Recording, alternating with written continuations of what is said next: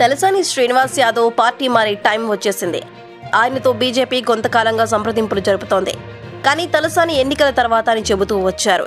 ఇప్పుడు నిర్ణయం తీసుకోవాల్సిన సమయం వచ్చేసింది. ఎందుకంటే కాంగ్రెస్ సర్కారు బయటకు తీసిన గొర్రెల స్కామ్ కేసులో ఈడీ కూడా రంగంలోకి దిగిపోయింది.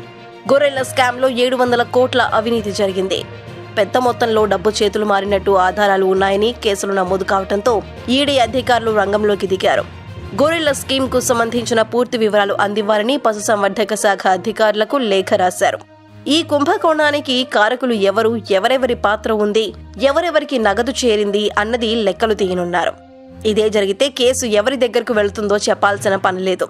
ఇప్పటికే ఏసీబీ తలసాని పిఏను అరెస్ట్ చేసింది. అసలు ఎలాంటి ఫిర్యాదులు రాకుండా తెలంగాణ పోలీసులు నమోదు చేసిన కేసులో ఈడీ వివరాలు అడిగిందంటేనే ఓ సంకేతం స్పష్టంగా కనిపిస్తోంది. అందుకే తలసాని కూడా రంగంలోకి దిగుతున్నారు. సికింద్రాబాద్ పార్లమెంటు పరిధిలో బీఆర్ఎస్ నిర్వీర్యమైంది. ఎంపీ అభ్యర్థికి 1,50,000 ఓట్లు కూడా రాలేదు.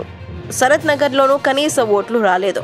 దీంతో బీజేపీలోకి వెళ్లడానికి తలసాని ఎక్కువ సమయం తీసుకునే అవకాశం కనిపించడం లేదన్న గుసగుసలు వినిపిస్తున్నాయి.